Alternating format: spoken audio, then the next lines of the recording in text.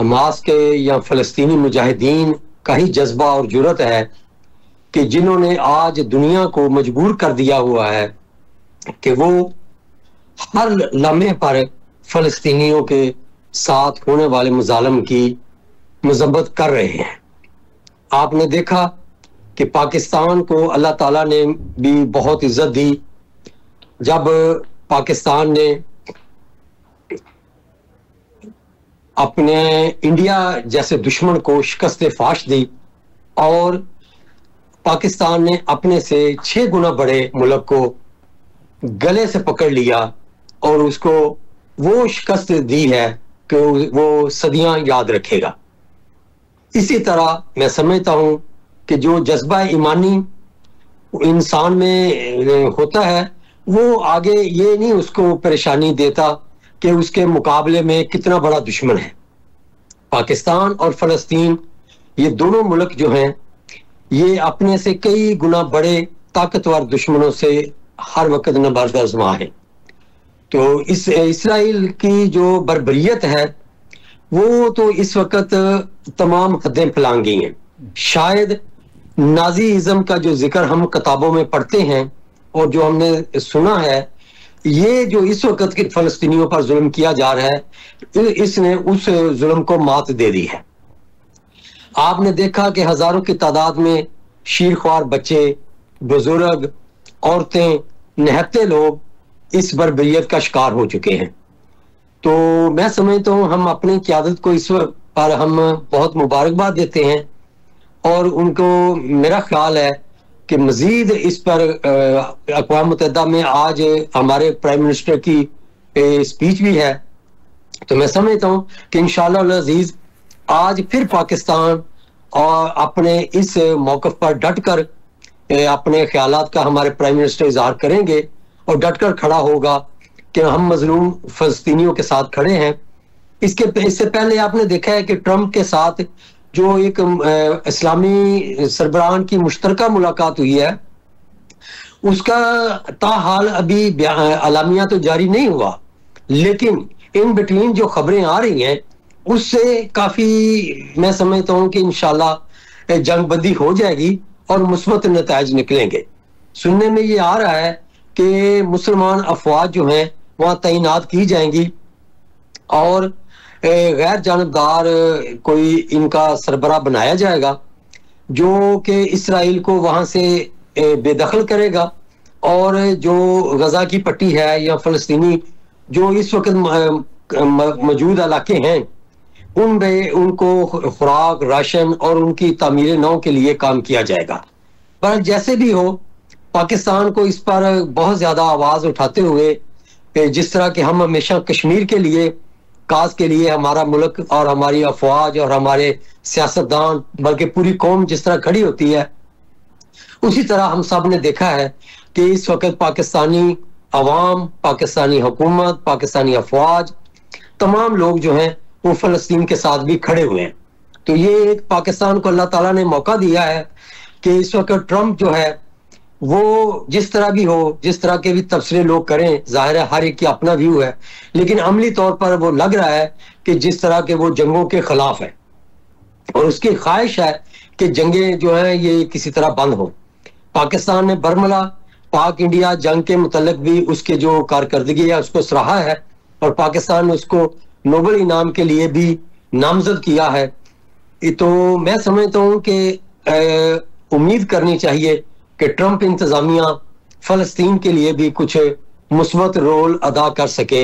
लेकिन पिछले जिस तरह के आपने भी फरमाया कि 77 साल से तो हम यही देख रहे हैं, 77-78 साल से, कि अमेरिका जो है ये उसी की आशीर्वाद से ये जो फस्तायत इस वक्त दुनिया में कायम हुई है और एक नजायज हुकूमत, एक नजायज वो एक मुल्क है जो दुनिया को इस वक्त रूल करने की और अपनी बात मनवाने की कोशिश कर रहा है। अगर अमेरिका थोड़ा सा भी पॉजिटिव हो तो मैं समझता हूँ कि ये 2 दिन के में मामला जो है निपट सकता है।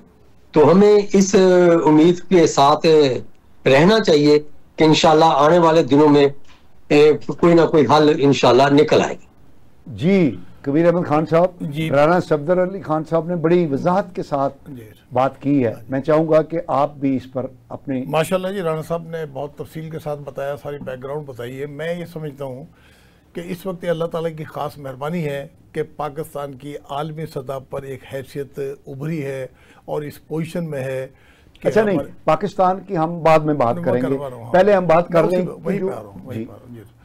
तो पाकिस्तान की हैसियत तो ऐसी है, कलीदी हैसियत होगी मुसलमान मुल्कों में, जैसे उनकी लीडरी सरबराही उनके ज़िम्मे हो। इसी वजह से ट्रंप ने खसूसी तौर पर तवज्जो दी है। पहले हमारे चीफ फील्ड मार्शल साहब को बुलाया, उन्हें बड़ी इज्जत दी, उनकी बड़ी तारीफ़ की, और अब प्राइम मिनिस्टर साहब के साथ मीटिंग की उन्होंने। मीटिंग का जो दारो मदार, जो लुब-ए-लबाब, जो सेंट्रल पॉइंट है, बज़ाहिर वो फ़लस्तीन का है। ट्रंप साहब बहुत मेहरबान है पाकिस्तान पर भी, और बज़ाहिर वो फ़लस्तीन का मसला हल कराने के लिए भी कोशां हैं, लेकिन मुझे उनकी पॉलिसी में थोड़ी सी तज़ाद नज़र आ रहा है। देखें, जहाँ तो अमेरिका का डायरेक्ट इंटरेस्ट हो, वहाँ तो विद इन ए डे सब कुछ फैसला हो जाता है। जैसे अब आप बता रहे हैं कि जनरल असम्बली में, यूएनओ में 192 ममालिक में से सिर्फ 2-3-4 कंट्री के अलावा बाकी सब फ़लस्तीन की हिमायत में बोल रहे हैं, लेकिन रिजल्ट पॉजिटिव आने की उम्मीद नहीं। इसलिए उम्मीद नहीं कि अमेरिका वो होगा जो अमेरिका चाहेगा। अब अमेरिका की इतनी सिंपथीज अगर हो रही है, अब देखिए एक तरफ नस्ल कशी हो रही है उनके अरबों की, सो मच सो खुराक के लाइन में जो लगे हुए हैं उन पर शेलिंग हो रही है, जो बाहर से खुराक आ रही है उसमें टारगेट कर रहे हैं, उन्हें वो रोक नहीं रहा।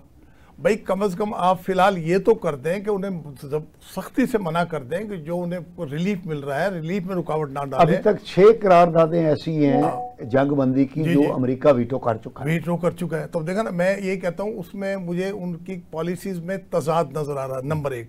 नंबर 2, जो भी हल निकलेगा वो इसराइल के फेवरेबल ज्यादा होगा, मुसलमानों के उतना फेवरेबल नहीं होगा, बज़ाहिर मुझे ये लग रहा है। अल्लाह करे कि अल्लाह ताला उसे भी हिदायत दे और वो हक और सच की बात करे। और इसराइलियों ने जो जुल्म के पहाड़ ढाए हुए 78 साल से मुसलमानों पर, फ़लस्तीनियों पर, मैं तो उसके लिए यकीन करें फ़लस्तीनियों को सलूट करता हूँ। उनकी तीसरी नस्ल है जो आज तक वो जुल्म में लगी हुई है। वो कहते हैं, मुझे उम्रे पर मिला एक डॉक्टर वहाँ का फ़लस्तीनी, कहता है हमारे बच्चों ने छत नहीं देखी आज तक, हम पहाड़ों में टेंटों में रह रहे हैं छुप के, उन्हें छत का ही नहीं पता कि छत का क्या होती है। ये उनकी तीसरी नस्ल है। लोग कहते हैं ना अरबी जो है बड़े बुज़दिल हैं, नहीं, उन जैसी बहादुर कौम, और ख़ास तौर पर फ़लस्तीन के जैसी बहादुर कौम बहुत कम मिलेगी जो 78 साल से लगे हुए हैं, हालांकि उन्हें पता है कि उनका दुश्मन बहुत ताकतवर है, उसे सपोर्ट भी है, लेकिन उसके बावजूद जद्दोजहद कर रहे हैं। अब ये आज हमारे प्राइम मिनिस्टर साहब यूएनओ में स्पीच है उनके आज जनरल असम्बली में, मुझे उम्मीद है कि उनकी तकरीर में वो भी नज़र आएगा जो ट्रंप के साथ डिस्कशन हुई है, उसकी झलक नजर आएगी, ज़रूर आएगी। और अगर अमेरिका चाहे तो इसका हल एक दिन में निकल सकता है। सबसे पहले जंगबंदी रुकवाएं, उसके बाद फैसला करें कि इस्लामी मुल्कों की फ़ौज वहाँ तैनात करनी है। अब देखें, पहले उन्होंने, ट्रंप ने ये दिया था मंसूबा कि तमाम के तमाम अरब यहाँ से फ़लस्तीनी निकल जाएं, इलाके को खाली करवा लें और इसको रिजॉर्ट बना दें। मतलब मुझे उनमें कन्फ्यूजन नज़र आती है, समझ नहीं आती कि अल्टीमेटली एंड क्या है। एक बात मैं आपको बता दूं, आखिरकार जब उनका इनर साइड का मंसूबा जाहिर होगा तो वो प्रो इसराइली होगा। मुझे ये डर है इसमें। और लेकिन बहरहाल इस मसले का कोई ना कोई हल निकलने की उम्मीद ज़रूर है, ताकि खून रेज़ी ख़त्म हो और फ़लस्तीनियों को भी अपने घरों में आबाद होने का मौका मिले। अब आप देखें फ़लस्तीन में क्या रहा है, सब डेजर्ट है, वीरान है, बिल्डिंगें तबाह हो चुकी, इंफ्रास्ट्रक्चर ख़त्म हो चुका है। वहाँ उसे रीबिल्ड करने के लिए इतना टाइम और सरमाए की ज़रूरत होगी कि कई उसमें दहाइयाँ लग जाएंगी जितना नुकसान हुआ है। तो मैं उम्मीद करता हूँ कि हमारे फील्ड मार्शल साहब की कोशिशें, प्राइम मिनिस्टर साहब की कोशिशें बराबर होंगी, और ये लीड कर रहे हैं जो इस्लामिक ब्लॉक को इस वक्त प्रैक्टिकली, अब इस्लामी ब्लॉक की लीडरशिप जो है हमारे पाकिस्तान के पास है। इस वक्त मौका है कि वो कितने मुतालबात अपने बनाने में कामयाब होते हैं और कहाँ तक रिलीफ मिलते हैं।